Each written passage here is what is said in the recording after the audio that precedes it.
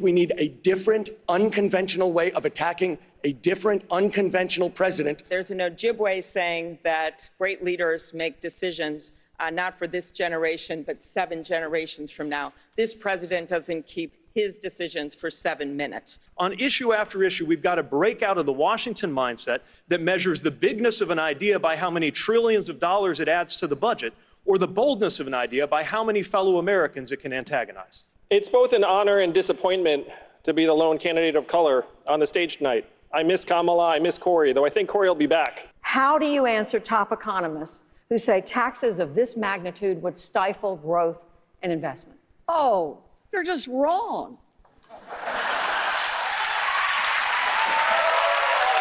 Senator Sanders, you are the oldest candidate on stage this evening. And I'm white as well.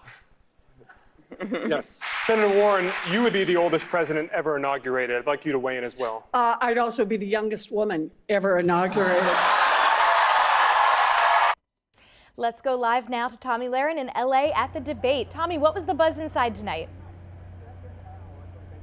Well, I'm glad that we're in Los Angeles, and it's actually very interesting that we are in California and then Kamala is not here, so I was bummed about that one. But, you know, tonight was really more of the same. It was more free things, more Medicare for all, not really talking about how they were going to pay for it. Elizabeth Warren saying that people are just flat out wrong for saying that her plans are going to cost the American people more in tax dollars. But the one thing, and there's one thing that I actually appreciated tonight, is that the candidates actually argued with each other and debated with one another, because normally they don't seem to do that. They're all in agreement. They're essentially subtweeting one another. At least tonight, they debated somewhat, but poor Pete Buttigieg, he was getting attacked from all angles tonight, which I think he did pretty well considering, but Elizabeth Warren and Amy Klobuchar, they were after Mayor Pete.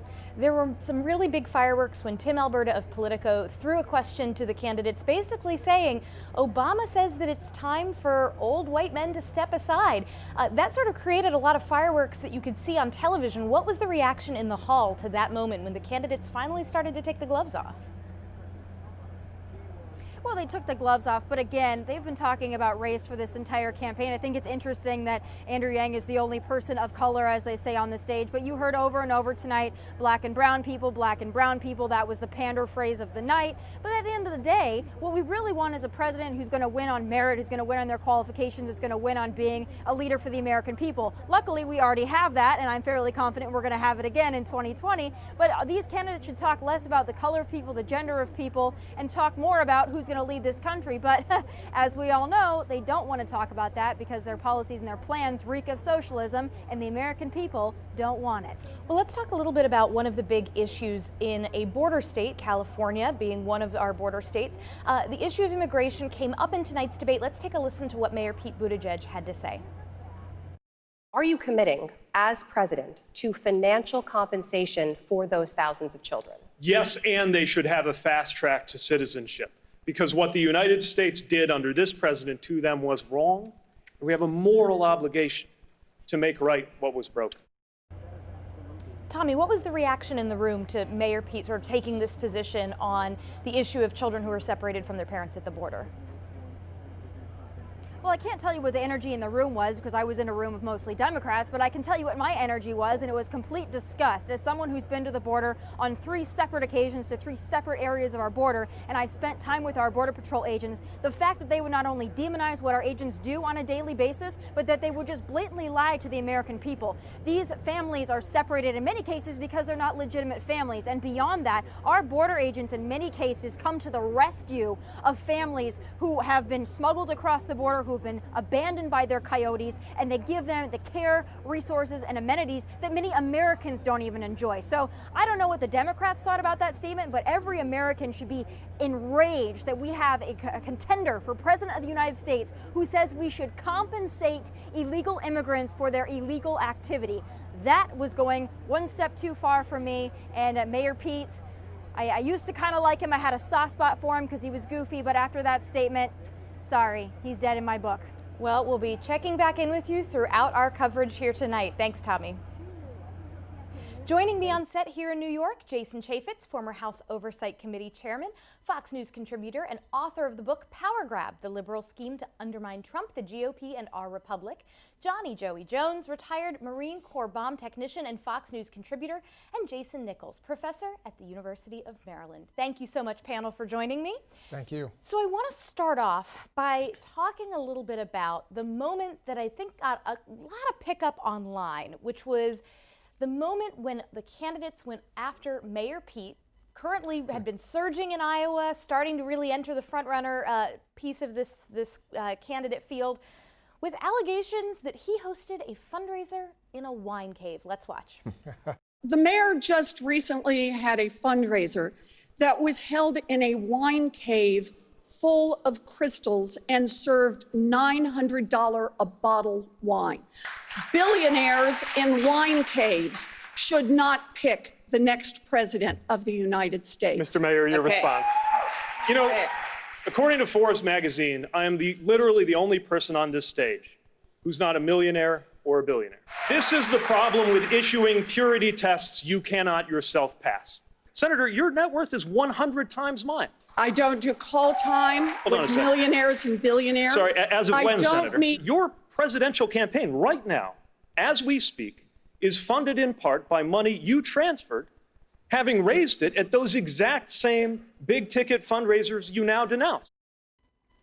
Elizabeth Warren had a very strong October. Mayor Pete had a very strong November. Who got the best of that exchange between those two? I think that was Mayor Pete. I think that Mayor Pete did a really good job coming back tonight at some of the attacks. I mean, when your line is, I'm the only one on the stage who isn't myself a millionaire or a billionaire, really what you're doing is you're speaking right to the hypocrisy of the fact that a woman who was a career school teacher for much of her life is now a millionaire since she's entered in public office. How is that so? Why is that? And so if you're going to go down this line of attacking Pete for doing what pretty much every politician does, including yourself most of your career, then you need to know if you're going to be able to be hit back by an eventually, or apparently Elizabeth Warren didn't see that coming. Jason, does anybody get helped by that exchange? Yeah, I agree for the most part, but I think that people are on both sides of the aisle are really concerned about buying elections. People coming in, Mike Bloomberg with $100 million coming into this election. And so when you hear about these secretive, meetings and secretive fundraisers and people are, buying expensive wine, I don't think that resonates very well. I do think that he defended himself pretty well, but I still think that people are concerned about buying politicians, buying elections. It's a little bit disingenuous though. Why are these fundraisers private? Because then you get the binders full of women, debacle, where things are taken out of context, right? Or Mitt Romney saying the wrong, it wasn't binders full of women, I think it was 50% of the country, where things are taken out of context because you're speaking to a small group, you're speaking about a joke that happened 10 minutes ago, and they're taken out of context, and so they don't want the donors don't want to show up to things where they could be taken out of context. Not to mention, if you pose for a picture, again, with the wrong person these days, like, someone who is no longer with us, thankfully, that did terrible things, then now you're connected to that person for the rest of your life. And so these people who are billionaires that do business with people don't want to be linked to these things because it's political, but they want to have a chance to be involved. I would argue people like that are more vulnerable just stepping in politics in any way, and they know that, than Joe Schmo off the street like me. Well, speaking of millionaires and billionaires, our current president is someone who's done quite well for himself in the business world and actually made that a core piece of his campaign, his rationale for why he should be president. Does it help or hurt Democrats that most of their field is, in fact, millionaires or billionaires up on that stage? Does Mayor Pete have a point? What really wins the day in politics is authenticity. The fact that Donald Trump surged to the front of the Republican field, that he became the president of the United States, that he's most likely going to get reelected, is because he never tried to pretend to be somebody he wasn't. He never tried to pretend to be somebody else. And I think what you see Mayor Pete doing is trying to pretend he's not really somebody else. And Elizabeth Warren is at the bottom of the heap when it comes to authenticity. I mean, she used this idea that she was a woman of color to become the first person at Harvard to be part of the faculty. I mean, there was some really stupid stuff. For her to bring that up and to try to say that she too, when she was making more than $400,000 to teach one class, that she is somehow more pure than the others on that stage, it taints them all. Well, President Trump was a presence in this debate, even though he's not up on the stage because he's not a Democratic candidate. His name came up quite often, particularly in the context of talking about impeachment. Let's take a listen to what some of the candidates had to say about this week's vote in the House to impeach President Trump.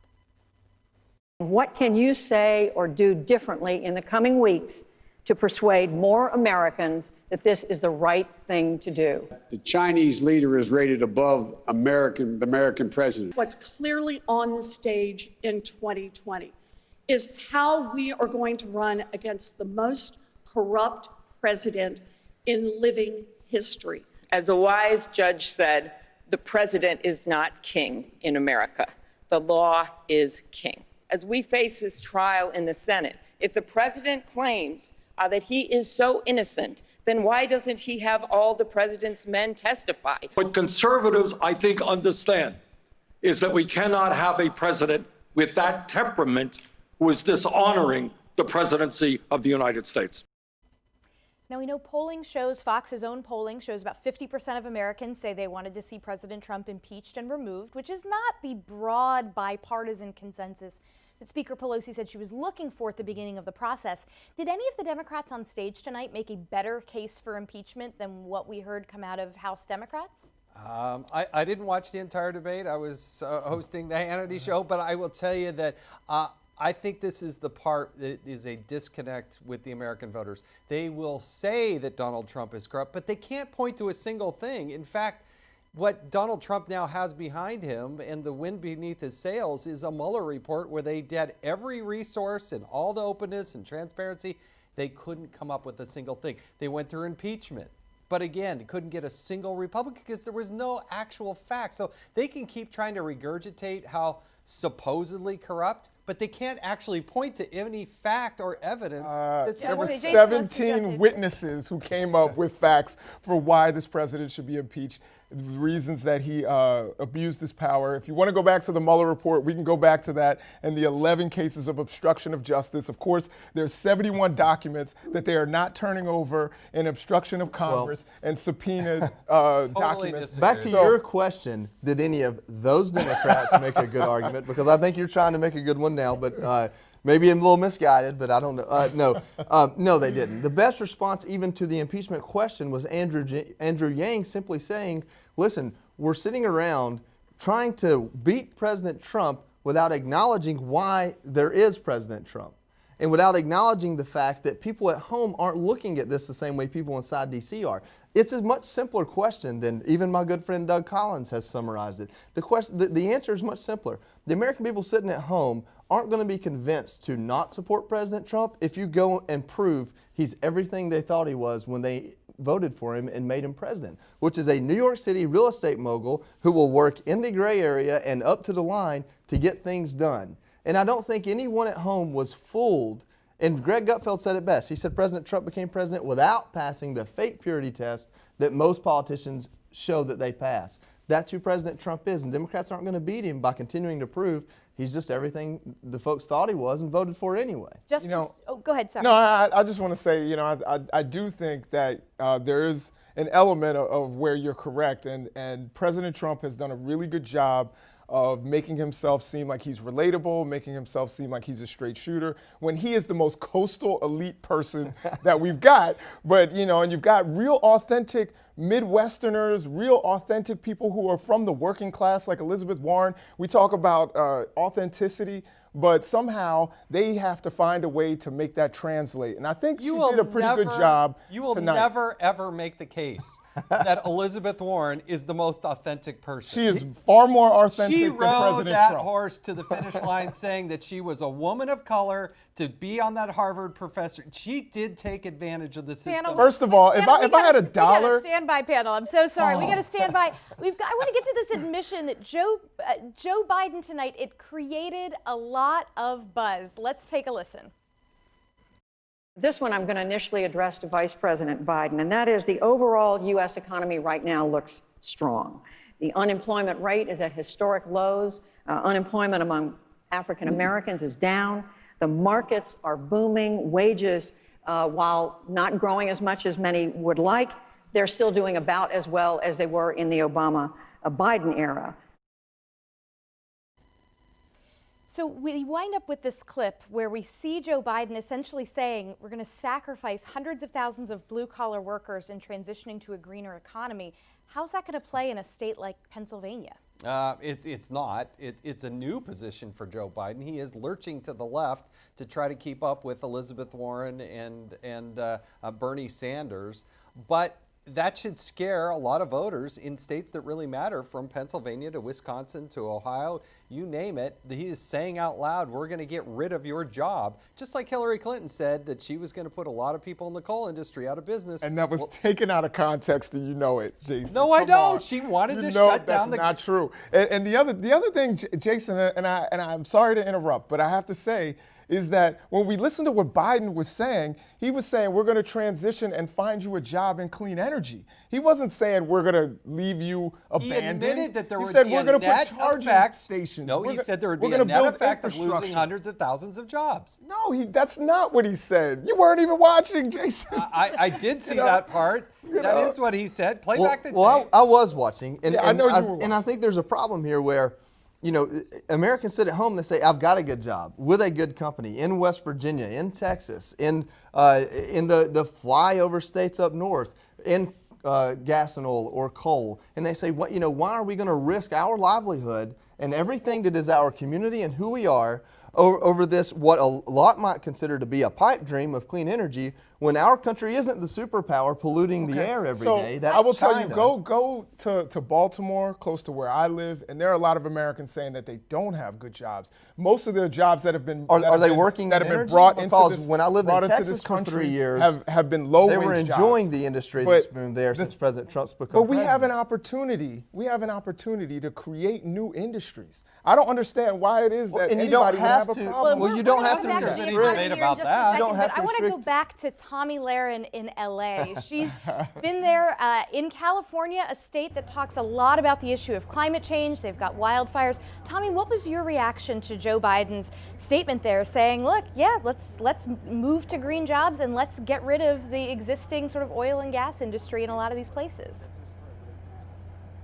I think he was backed into a corner. I don't think he meant it. I think that everyone on the stage, and of course their religion of climate change, they worship climate change, global warming, trees, all of those things. And I think he was backed into a corner because, as we know, the one thing that Joe Biden does have going for him is that he's for the working man. He's for those blue collar jobs. So I think he's going to really regret saying that. But as I heard your panel discussing, and then the excuses that were made for Joe, that these people are just going to find something else to do, I find that incredibly insulting. I stand here in California right now, not far from El Segundo, where Chevron is located. There are thousands of jobs that people right here in this community in liberal, climate change conscious California are employed by, those fossil fuel jobs. You're going to tell thousands of people in a community that they should just find something else to do, or we're going to transition them? There are not enough jobs in wind and solar to transition thousands and thousands of American workers that have sometimes had these jobs for generations into something else. And I find it incredibly insulting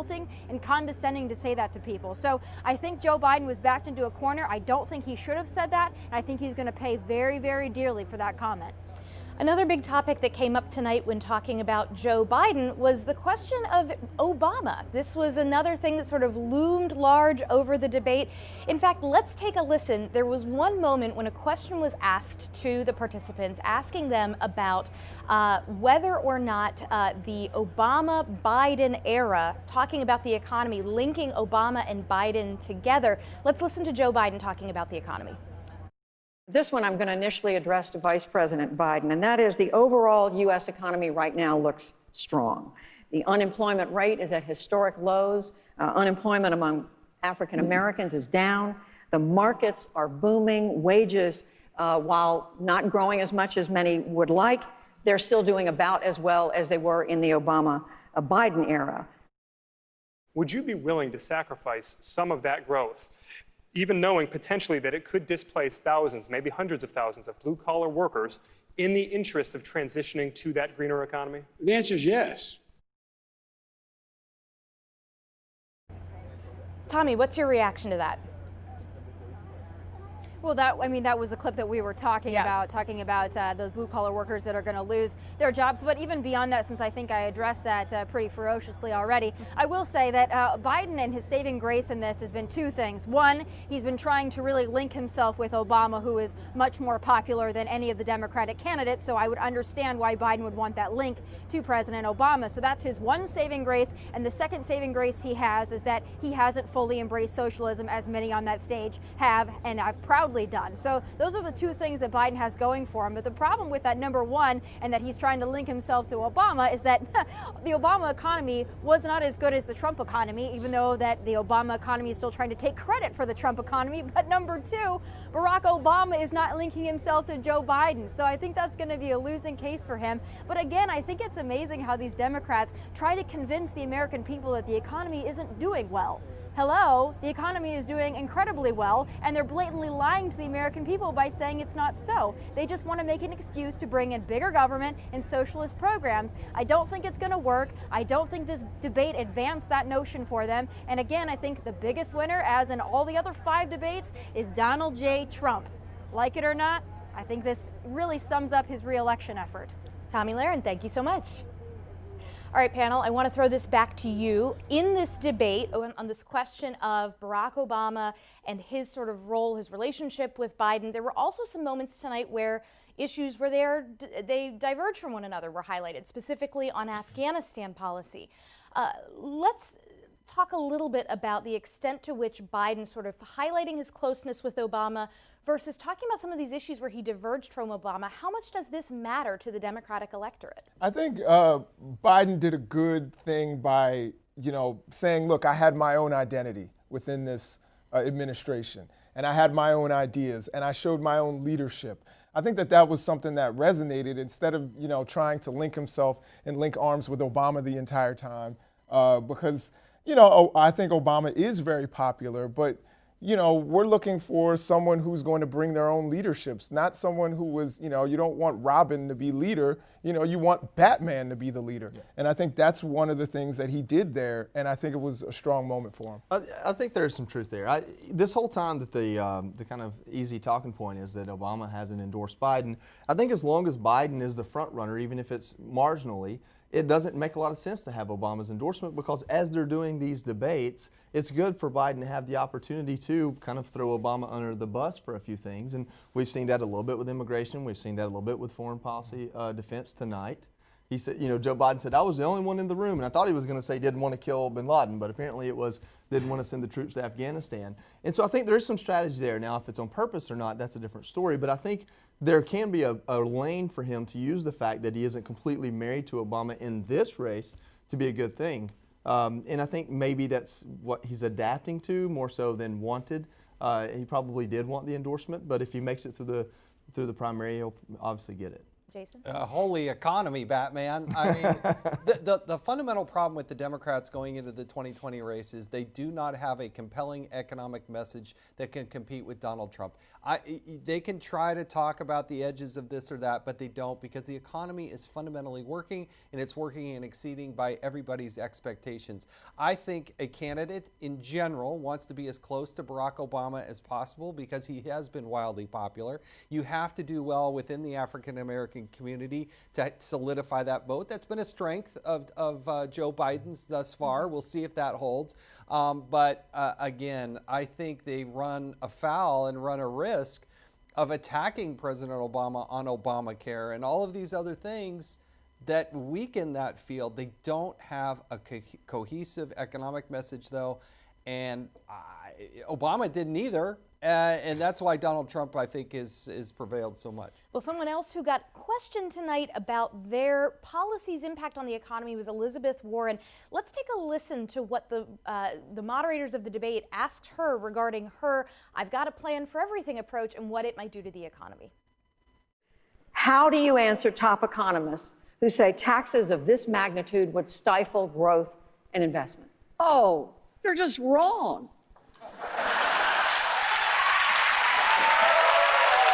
For 2 cents, what can we do?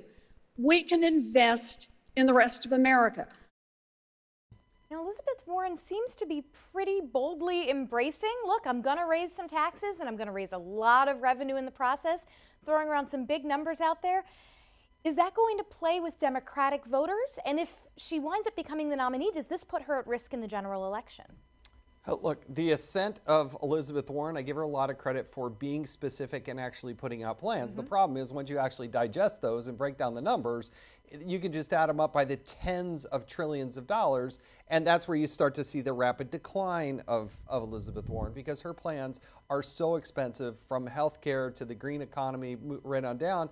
Again, applaud her for specificity, but she will never become the president of the United States when taxpayers realize you can't physically get from here to there and spend all of this money. It is socialism, and it is so far to the left, it is radical, and it is not compatible with the electorate. Jason, what's your take on this? I mean, Elizabeth Warren has always talked about how she's got these plans. She's put a lot of detail out there in the last couple of months, but it's almost as though as more detail has come out, her standing in the polls has sunk a little bit. Did she do anything tonight to repair some of that, to turn that around a little bit? I think she gave a strong performance, but on the numbers, it pains me to do so, but I'm going to agree a little bit with Jason here. Woohoo! Wait, and say that everybody set your DVR, back that back up. In the sense that I think her fuzzy math on Medicare for all, and the fact that in terms of authenticity, she hasn't said, I'm going to raise your taxes. Bernie Sanders has been on the level with the American people from the very beginning, saying, look, I will raise your taxes. That is going to happen. And I think people appreciate the honesty in that. But he's also saying, look, your costs are going to go down. People with diabetes aren't going to have to ration their insulin. People with other illnesses, we're going to have, HIV meds that are, available to people that need them. All these kinds of things, I think, will play with the American electorate. I think there are two things that hurt Warren here. And the first one is that I think on the average, Medicare is still more popular than Obamacare among the American people. And then on top of that, when you go to the American people and you say, we're going to take a little bit more of your money, but in return we're going to give you this, I just don't think that resonates with people that pay substantial amount of taxes, and when I say substantial amount, out of their salary. And so I think as long as those two things stay consistent through most Americans, regardless of party, Elizabeth Warren's on an uphill battle there. So there was one other big policy issue that's happening in Washington this week, and that's USMCA. The president's new trade agreement with Canada and Mexico passing through the House, but potentially facing some opposition in the Senate. Today in the Wall Street Journal, Senator Pat Toomey of Pennsylvania, they're taking a swing at USMCA. And here, let's take a listen to what Bernie Sanders from the other side of the aisle had to say about the trade deal. I don't agree with your statement that people think this is going to be a great job creator.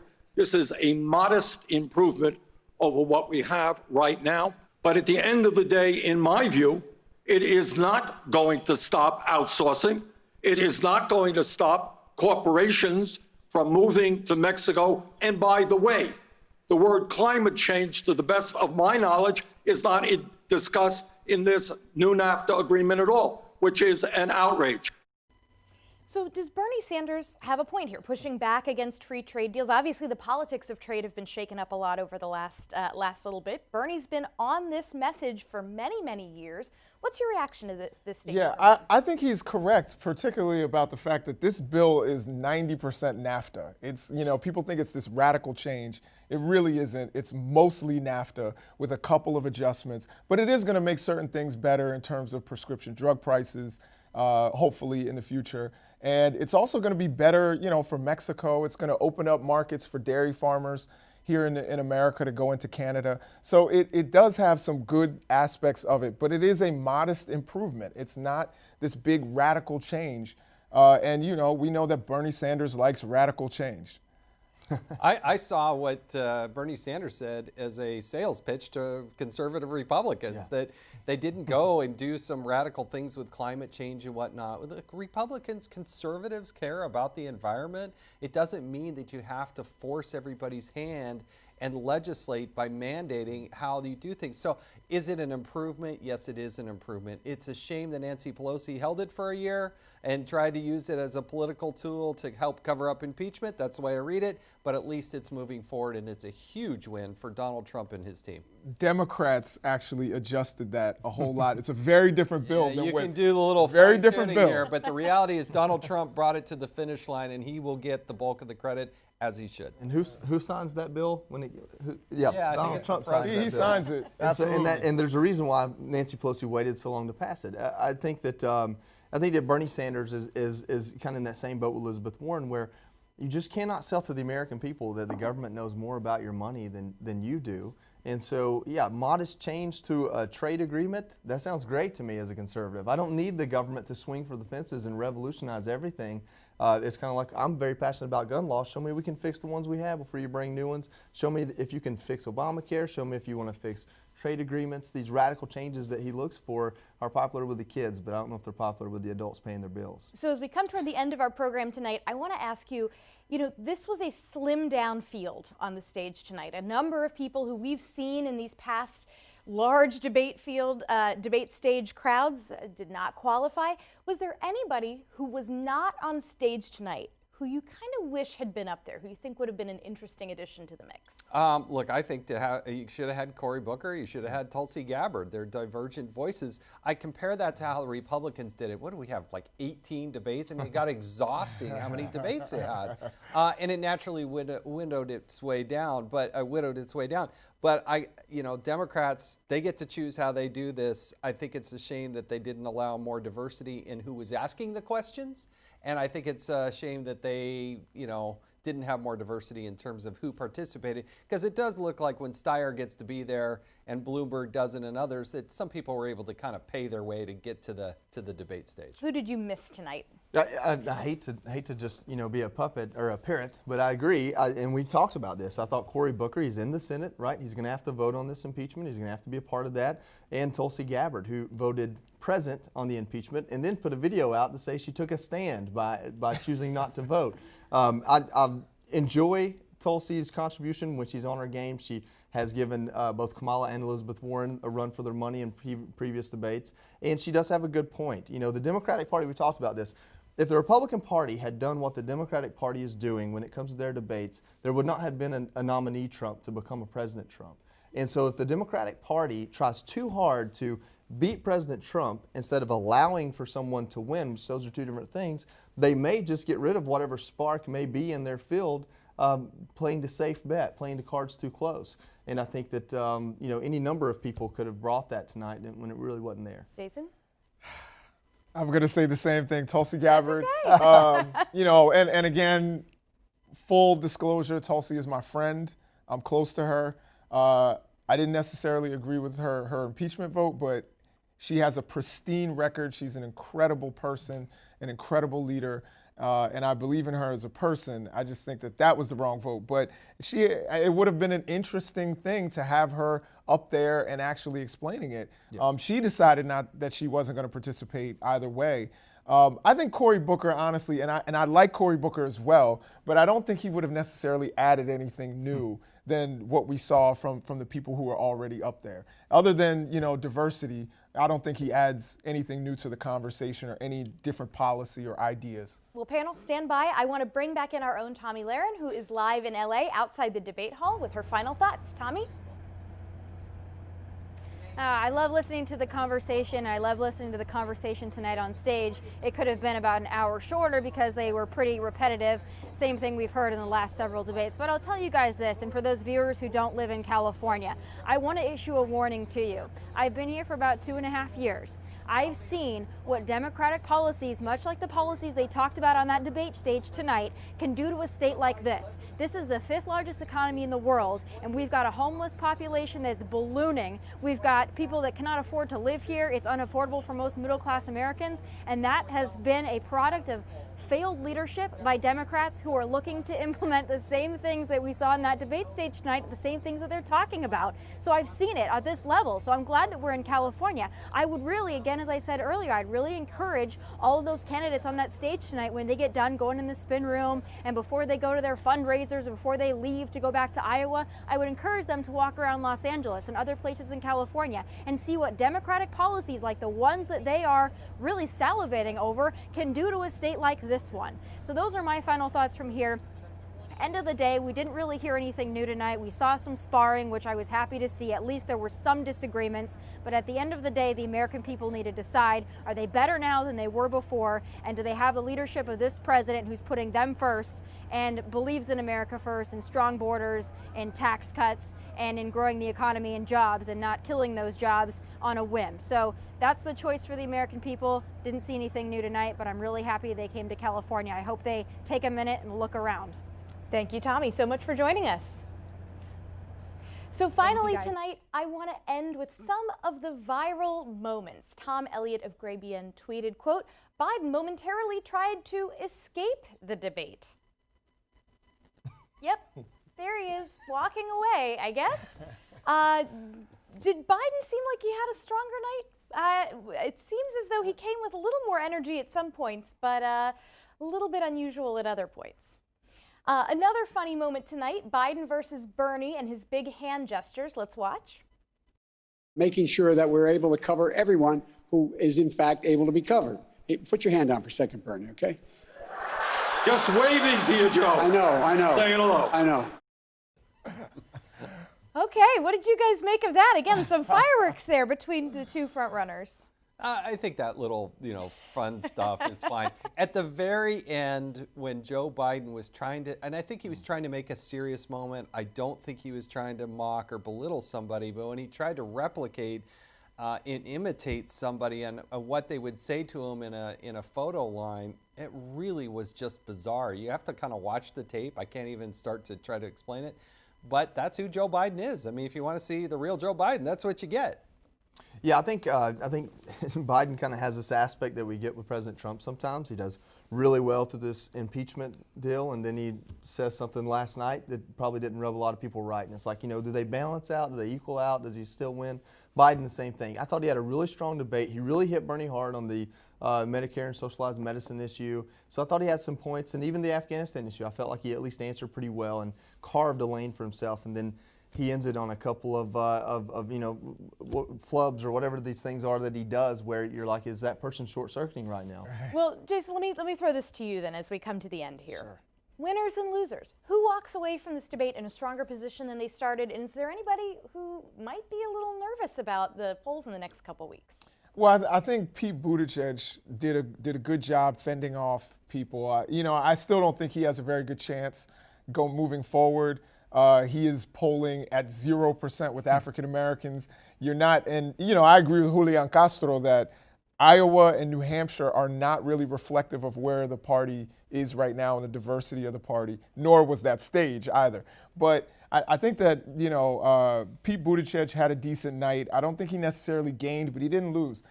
I think Amy Klobuchar actually was really strong tonight. She looked strong. She didn't have the shakes like she had in the last debate. She looked really, like she had some authority to what she was stating and like she had some principles. And I think that that's going to help her a little bit. I still don't think it's going to get her into the top tier, but I think it was a strong night for her. Winners and losers?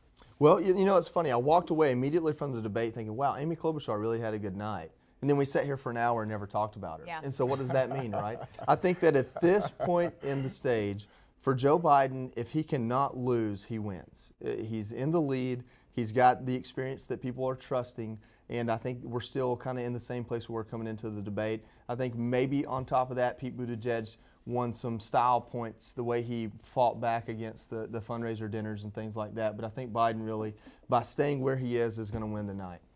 I think Mr. Yang probably sold some books there at it. Yeah, and the fact that Mayor Pete tried to sell some books too. Yeah, that was. They were all pitching for their books. That was lame to try to follow on with Mr. Yang, but the fact that he's actually standing there on the stage, I think we're moving towards a brokered convention. I do not believe they have somebody who can actually pull off and get the necessary number of delegates. I think the superdelegates are going to come into play on a second round vote, and I think you're going to see a major fracture within the Democratic Party between the socialist far left side wing of the party and a more centrist view of the party, and I think they're in a whole heap of trouble because we're just a few weeks away from Iowa, and I don't see it getting better by the time they swing out of South Carolina and get into more of a Super Tuesday type of scenario. I just don't see it because nobody's starting to break away the way you saw, say, maybe John Kerry or the way you saw Barack Obama do it. You could feel it, you could sense it. None of that's happening here in the Democratic field this year. Well, this debate wrapped up on a question where the candidates were all asked if they would give a gift to someone else, which is how we got into the pitching of books. All I want for Christmas is a brokered convention. If you're a political junkie, it's just too good a potential opportunity to miss. Jason, Johnny, and Jason, thank you so much for joining me. And for all of you joining us tonight who aren't Fox Nation members yet, remember, head over to foxnation.com to sign up. Right now, you can get 35% off a membership. Use the word CELEBRATE at checkout. You don't want to miss any of our new and exciting content available to Nation members anytime, anywhere, right on your Fox Nation app. Thank you so much.